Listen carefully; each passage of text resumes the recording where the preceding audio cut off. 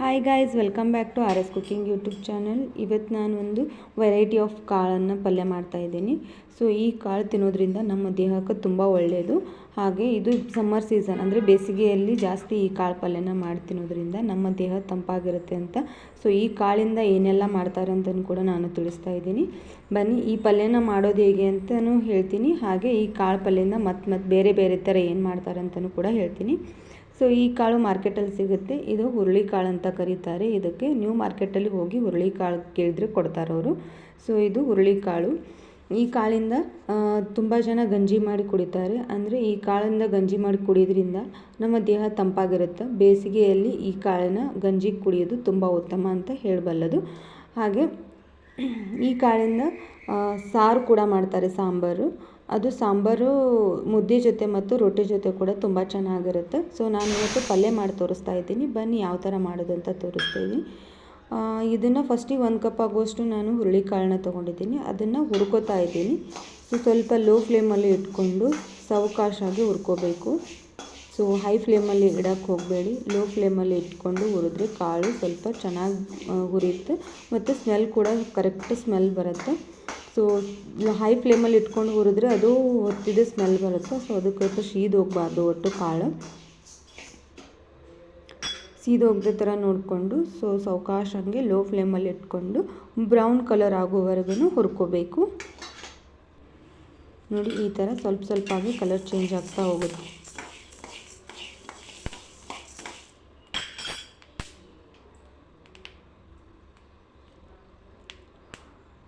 ನೋಡಿ, ಕಂಪ್ಲೀಟಾಗಿ ಹುರಿದಿದೆ. ಇವಾಗ ಕಲರ್ ಚೇಂಜ್ ಆಗಿದೆ. ನಾನು ಇದನ್ನು ಸಪ್ರೇಟಾಗಿ ಒಂದು ಪಾತ್ರೆಯಲ್ಲಿ ತೆಗಿತಾ ಇದ್ದೀನಿ. ನೀವು ಹುರುಳಿಕಾಳು ಹುರ್ಕೊಳ್ಳೋಕ್ಕಿಂತ ಮುಂಚೆ ತೊಳ್ಕೊಂಡಾದರೂ ಹುರ್ಕೋಬೋದು. ಇಲ್ಲ ಹುರ್ಕೊಂಡು ಆದಮೇಲೂ ಕೂಡ ನಾನು ತೊಳಿತಾ ಇದ್ದೀನಿ. ನೋಡಿ, ಈ ಥರ ಕೂಡ ನೀವು ತೊಳ್ಕೊಬೋದು. ನಿಮ್ಗೆ ಯಾವ ಥರ ಅನುಕೂಲ ಅನಿಸುತ್ತೆ ಆ ಥರ ಮಾಡ್ಕೊಳ್ಳಿ. ನಾನಿವಾಗ ವಾಶ್ ಮಾಡ್ಕೊತಾ ಇದ್ದೀನಿ. ನೀರು ಹಾಕ್ಕೊಂಡ್ಮೇಲೆ ಮೇಲ್ಗಡೆ ಬಂದಿರುತ್ತೆ ನೋಡಿ ಎಲ್ಲನೂ, ಅವು ಸೈಡಿಗೆ ತೆಗೆದು ಹಾಕಬೇಕು. ಅವು ಯೂಸ್ ಮಾಡಬಾರ್ದು ಪಲ್ಯಕ್ಕೆ. ಮೇಲ್ಗಡೆ ಬಂದಿರೋದು ನೀವು ಹಸಿ ಇದ್ದಾಗ ತೊಳ್ಕೊಂಡ್ರು ಅಷ್ಟೇ, ಅದನ್ನು ಯೂಸ್ ಮಾಡ್ಕೋಬೇಡಿ. ಅದೆಲ್ಲ ಹುಳ ಹತ್ತಿರುತ್ತೆ. ಇಲ್ಲಾಂದರೆ ಅದು ಸೊಟ್ಟಾಗಿರುತ್ತೆ ಅಂತ ಅದನ್ನು ಮೇಲ್ಗಡೆಯಿಂದ ತೆಗೆದು ಹಾಕ್ತಾರೆ. ಸೊ ಇವಾಗ ಎಲ್ಲ ತೆಗೆದಾಯಿತು. ಇವಾಗ ಅದನ್ನು ಕುದಿಯೋಕೆ ಇಡಬೇಕು. 1 ಗ್ಲಾಸ್ ಆಗುವಷ್ಟು ನೀರನ್ನು ನಾನು ಹಾಕ್ಕೊಂಡು ಕುದಿಯೋಕೆ ಇಡ್ತಾ ಇದ್ದೀನಿ.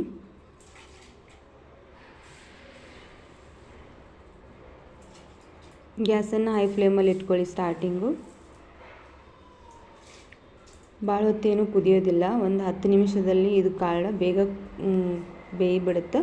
ಇಲ್ಲಾಂದರೆ ನೀವು ಕುಕ್ಕರಲ್ಲಿ ಕೂಡ ಒಂದು 2 ವಿಸಿಲ್ಸ್ ಹೊಡೆಸ್ಕೊಂಡ್ರೆ ಸಾಕು. 2 ಸಿಟಿನ ಹೊಡೆಸ್ಕೊಳ್ಳಿ ಕುಕ್ಕರಲ್ಲಿ. ಆದರೆ ಇಲ್ಲ ನೀವು ಪಾತ್ರೆಯಲ್ಲಿ ಕುದಿಸ್ಕೊತಾ ಇದ್ದರೆ ಒಂದು 10 ನಿಮಿಷದ ಒಳಗೆ ಅದು ಕುದ್ಬಿಡುತ್ತೆ.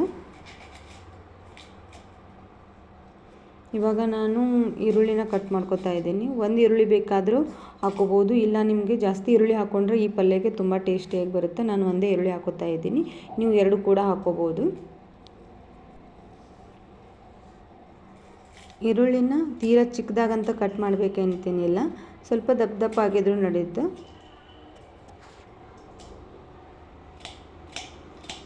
ಈ ಕಾಳಿನ ಗಂಜಿ ಯಾವ ಥರ ಮಾಡೋದು ಅಂತ ನಿಮಗೆ ಬೇಕಿದ್ದರೆ ಕಮೆಂಟ್ ಮಾಡಿ ತಿಳಿಸಿ. ನಾನು ಅದನ್ನು ಕೂಡ ಒಂದು ರೆಸಿಪಿ ಮಾಡಿ ಹಾಕ್ತೀನಿ.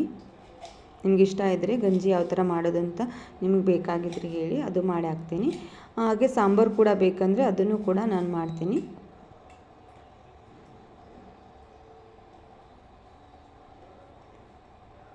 ಈ ಕಾಳು ತಿನ್ನೋದ್ರಿಂದ ದೇಹಕ್ಕೆ ತುಂಬ ಒಳ್ಳೆಯ ಆರೋಗ್ಯಕರವಾದ ಕಾಳು ಅಂತಲೇ ಹೇಳ್ಬೋದು. ಇವತ್ತು ನಮ್ಮ ಮನೇಲಿ ಕಾಯಿಪಲ್ಯ ಇಲ್ಲ ಅಂದರೆ ಈ ಥರ ಕಾಳನ್ನ ಸ್ಟೋರ್ ಮಾಡಿಡಿ. ಯಾವಾಗ ಬೇಕಾದರೂ ನೀವು ಕಾಳು ಪಲ್ಯನ ಇದು ರೊಟ್ಟಿ ಜೊತೆ ಮತ್ತು ಚಪಾತಿ ಜೊತೆ ಕೂಡ ತಿನ್ಬೋದು.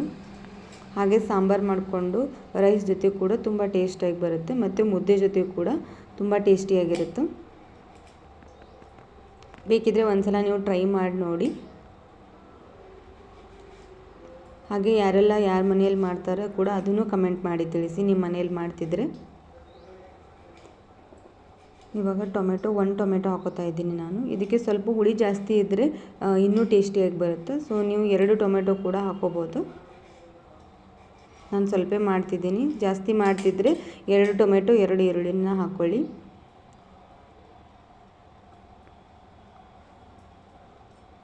ಇವಾಗ ಟೊಮೆಟೊ ಈರುಳ್ಳಿ ಕಟ್ ಮಾಡಾಯಿತು. ಇವಾಗ ಏನು ಮಾಡಬೇಕು, ಕಾಳು ಕುದ್ದಿದೆ ಇಲ್ಲ ಅಂತ ಚೆಕ್ ಮಾಡ್ಕೋಬೇಕು. ನೋಡಿ ಈ ಥರ ಕುದೀತಾ ಇದೆ ಕಾಳು. ಇನ್ನೂ ಕುದ್ದಿದ್ದಿಲ್ಲ ಅಂದರೆ ಮುಚ್ಚಿಟ್ಬಿಡಿ.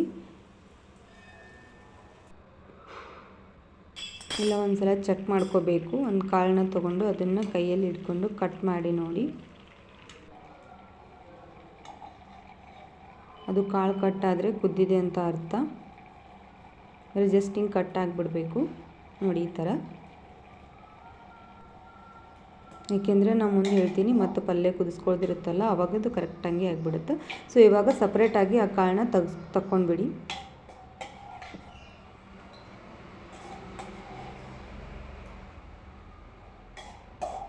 ಸಾವಕಾಶ ತೆಗೀರಿ, ಸುಡ್ತಾ ಇರುತ್ತೆ. ಅದು ನೀರು ಕೂಡ ವೇಸ್ಟ್ ಮಾಡೋಕ್ಕೆ ಹೋಗಬೇಡಿ. ಯಾರಿಗೆಲ್ಲ ಕೆಮ್ಮು ಬಂದಿರುತ್ತೆ, ಅದು ನೀರಿರುತ್ತೆ ನೋಡಿ, ಅದು ಒಂದು ಚೂರೇ 1 to 3 ಬೈಟ್ಸ್ ಕುಡಿದ್ರೆ ಅದು ಕೆಮ್ಮು ಕೂಡ ಮಾಯ ಆಗೋ ಚಾನ್ಸಸ್ ಇದೆ. ಸೊ ಅದು ನೀರು ಕುಡಿಯೋದ್ರಿಂದ ತುಂಬ ಒಳ್ಳೆಯದು. ಸೊ ಟೇಸ್ಟಿಯಾಗಿರುತ್ತೆ ಕೂಡ ನೀರು. ಬೇಕಿದ್ದರೆ ನೀವು ಒಂದ್ಸಲ ಒಂದಿಷ್ಟು ಕುಡಿದು ನೋಡಿ.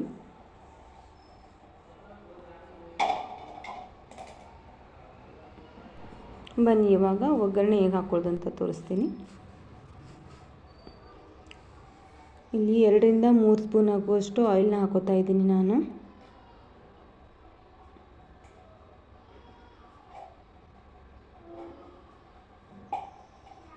ಇವಾಗ ಸ್ವಲ್ಪ ಸಾಸಿವೆ ಹಾಕೋತಾ ಇದ್ದೀನಿ. ಈ ಪಲ್ಯಕ್ಕೆ ಜಾಸ್ತಿ ಸಾಸಿವೆನ ಹಾಕೊಳಕ್ಕೆ ಹೋಗಬೇಡಿ, ಸ್ಕಿಪ್ ಕೂಡ ಮಾಡ್ಕೋಬಹುದು ಇಷ್ಟ ಇಲ್ಲ ಅಂದರೆ. ಸೊ ನಾನು ಸ್ವಲ್ಪ ಹಾಕೋತಾ ಇದ್ದೀನಿ. ಸಾಸಿವೆ ಸ್ವಲ್ಪ ಚಟಪಟ ಅನ್ನಬೇಕು, ಹಸಿ ವಾಸನೆ ಹೋಗಬೇಕು ಸಾಸಿವೆದು. ಚಟಪಟ ಅಂದಮೇಲೆ ಜೀರಿಗೆ ಹಾಕ್ಕೊಳ್ಳಿ. ಸೊ ಇವಾಗ ಕರಿಬೇವಿನ ಸೊಪ್ಪು ಕಲರ್ ಚೇಂಜ್ ಆದಮೇಲೆ ಈರುಳ್ಳಿ ಹಾಕಿ. ಇಲ್ಲಿ ಮೇನ್ ಬಂದುಬಿಟ್ಟು ಈರುಳ್ಳಿ ಹಾಕೋದಾದಮೇಲೆ ಒಂದು 2 ಮಿನಿಟ್ಸ್ ಆಗುವಷ್ಟು, ಅಂದರೆ ಈರುಳ್ಳಿ ಕಲರ್ ಫುಲ್ ಬ್ರೌನ್ ಕಲರ್ ಆಗೋವರೆಗೂ ನಾವು ಫ್ರೈ ಮಾಡ್ಕೊತಾನೆ ಇರಬೇಕು ಒಗ್ಗರಣೆಯಲ್ಲಿ. ಅಂದ್ರೇ ಪಲ್ಯ ಟೇಸ್ಟಾಗಿ ಬರುತ್ತೆ. ಸೊ ಅದಕ್ಕೋಸ್ಕರ ಈರುಳ್ಳಿನ ಹೈ ಫ್ಲೇಮಲ್ಲಿ ಇಡಿ, ಸ್ವಲ್ಪ ಹೈ ಫ್ಲೇಮಲ್ಲಿ ಇಟ್ಕೊಂಡು ಈರುಳ್ಳಿನ ಫ್ರೈ ಮಾಡ್ಕೊಂಡು ಬಿಡಿ ಸ್ವಲ್ಪ.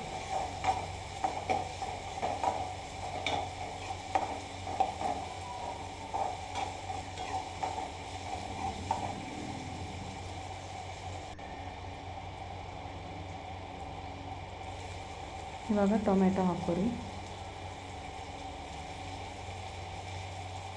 ನಾನು ಎವ್ರಿ ವಿಡಿಯೋದಲ್ಲಿ ಹೇಳ್ತಾನೆ ಇರ್ತೀನಿ, ಎಲ್ಲ ವಿಡಿಯೋದಲ್ಲಿ ಟೊಮೆಟೊ ಹಾಕೋದಾದಮೇಲೆ ಕಂಪಲ್ಸರಿ ಉಪ್ಪು ಹಾಕಲೇಬೇಕು. ಯಾಕೆಂದರೆ ಟೊಮೆಟೊ ಬೇಗ ಬೇಯುತ್ತಂತ ಉಪ್ಪು ಹಾಕೋತಾರೆ. ಸೊ ಅದಕ್ಕೋಸ್ಕರ ಉಪ್ಪು ಹಾಕ್ಕೊಳ್ಳಿ. ನಿಮಗೆ ರುಚಿಗೆ ತಕ್ಕಷ್ಟು ನೋಡ್ಕೊಂಡು ಹಾಕ್ಕೊಳ್ಳಿ. ನಮ್ಮಲ್ಲಿ ಮತ್ತು ಲಾಸ್ಟಲ್ಲಿ ಪಲ್ಯ ಎಲ್ಲ ಆದಮೇಲೂ ಕೂಡ ಉಪ್ಪು ಹಾಕ್ಕೋಬೋದು.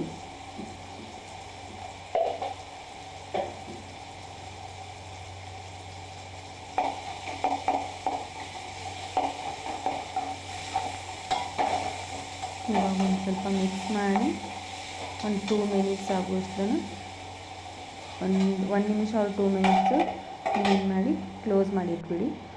ಟೊಮೆಟೊ ಬೇಗ ಬೇಯುತ್ತದೆ ನೋಡಿ. ಇವಾಗ ಯಾವ ಥರ ಆಗಿದೆ ಅಂತ.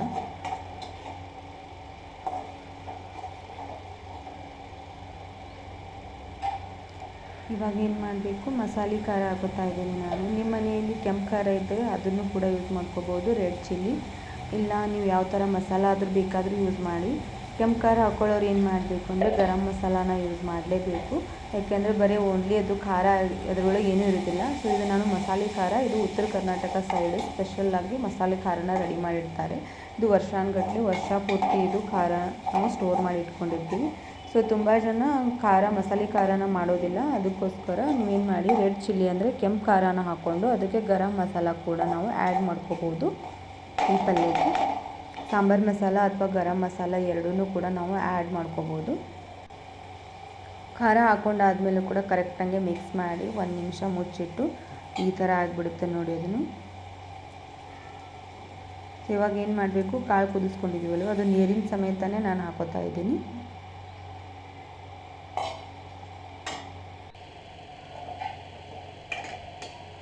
ನೋಡಿ ಇವಾಗ ಎಲ್ಲ ಮಿಕ್ಸ್ ಮಾಡಿಕೊಂಡು ಕರೆಕ್ಟಾಗಿ ಮಿಕ್ಸ್ ಆಗಬೇಕು.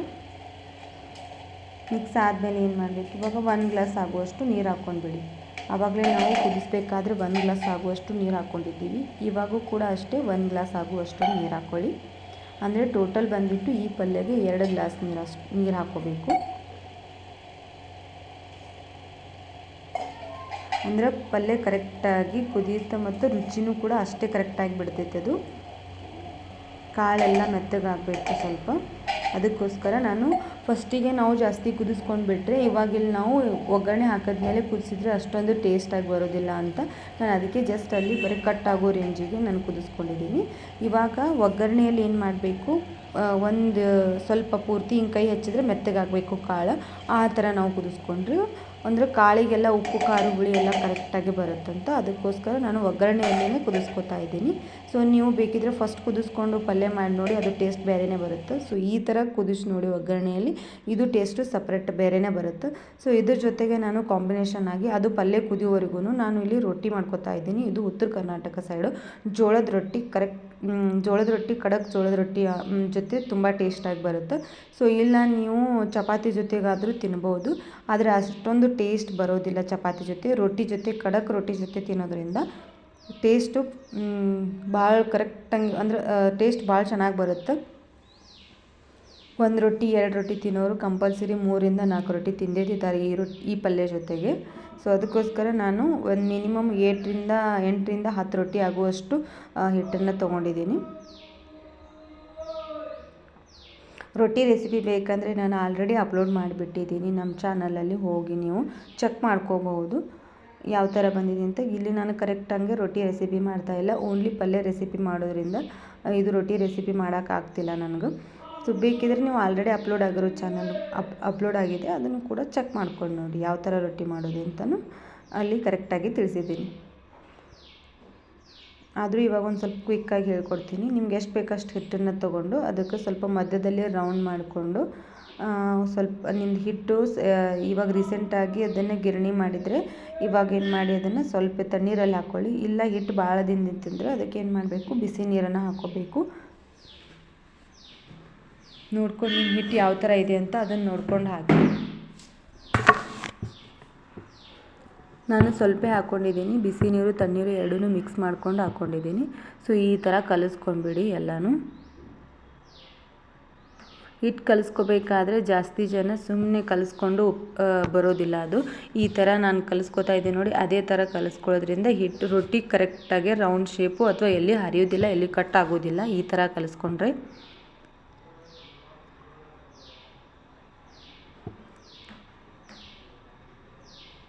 ನೋಡಿ ಎಷ್ಟು ಜಿಗಿಯಾಗಿ ಬಂದಿದೆ ಹಿಟ್ಟು.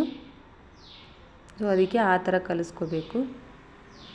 ಸ್ಪೂನಲ್ಲಿ ಅಥವಾ ಇದರಲ್ಲಿ ಕಲಿಸ್ಕೊಳಕ್ಕೆ ಹೋಗಬೇಡಿ. ಬಿಸಿ ಇದ್ದಾಗ ಮಾತ್ರ ಸ್ಪೂನಲ್ಲಿ ಅದನ್ನು ಮಿಕ್ಸ್ ಮಾಡ್ಕೊಳ್ಳಿ ಓನ್ಲಿ. ನೋಡಿ ಇದೇ ಥರ ಮಾಡಬೇಕು, ನಾನು ಮಾಡ್ತಿದ್ದೀನಿ ನೋಡಿ, ಹದ ಬರೋವರೆಗೂ ಇದೇ ಥರ ಮಾಡ್ಕೋತಾ ಇರಿ.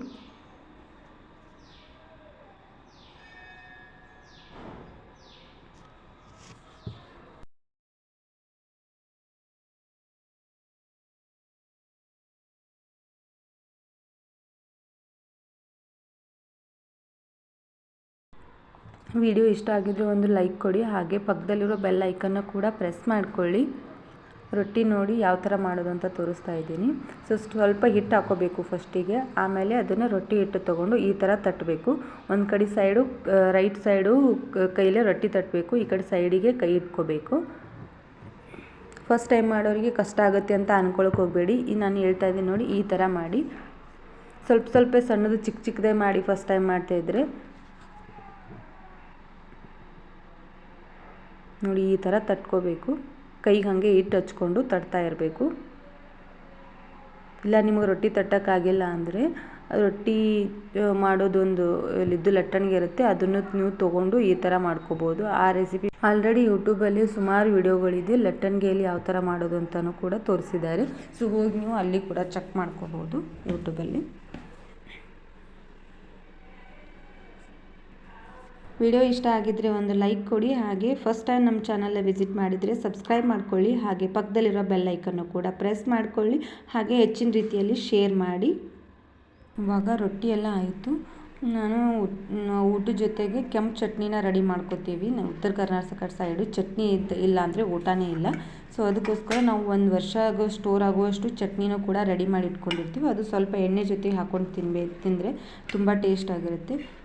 ಈ ಚಟ್ನಿ ರೆಸಿಪಿ ಬೇಕಂದರೆ ಕಮೆಂಟ್ ಮಾಡಿ ತಿಳಿಸಿ. ನಾನು ಇದನ್ನು ಮಾಡಿಟ್ಟು 1 ವರ್ಷ ಆಯಿತು. ಸೊ ಇವಾಗ ಇನ್ನೂವರೆಗೂ ಇದೇ ಕಲರಲ್ಲಿದೆ ನೋಡಿ ಚಟ್ನಿ. ಇದು ಚಿಕ್ಕ ಮಕ್ಕಳಿಗಾದರೂ ಕೊಡ್ಬೋದು, ಯಾಕೆಂದರೆ ಈ ಚಟ್ನಿಯಲ್ಲಿ ಸ್ವೀಟ್ ಇರುತ್ತೆ ಮತ್ತು ಖಾರ ಜಾಸ್ತಿ ಇರೋದಿಲ್ಲ, ಟೇಸ್ಟ್ ಆಗಿರುತ್ತೆ. ಒಂದು ರೊಟ್ಟಿನ ಈ ಥರ ರೋಲ್ ಮಾಡಿ ಮಕ್ಕಳಿಗೆ ಕೊಟ್ಟರೆ ಅದು ಇಷ್ಟಪಟ್ಟು ತಿಂತಾರೆ. ಸೊ ದೊಡ್ಡವರು ಕೂಡ ಈ ಥರ ಮಾಡಿಕೊಂಡು ತಿನ್ಬೋದು ನೋಡಿ. ಈ ಥರ ರೋಲ್ ಮಾಡಿ ಒಂದು ರೊಟ್ಟಿ ಅಂತ 2 ರೊಟ್ಟಿ ಕೂಡ ನಾವು ತಿನ್ಬೋದು ಈ ಥರ ಮಾಡಿದ್ರೆ. ಹಾಗೆ ವಿಡಿಯೋ ನೋಡಿದ್ದಕ್ಕೆ thank you for watching and keep supporting. Bye bye.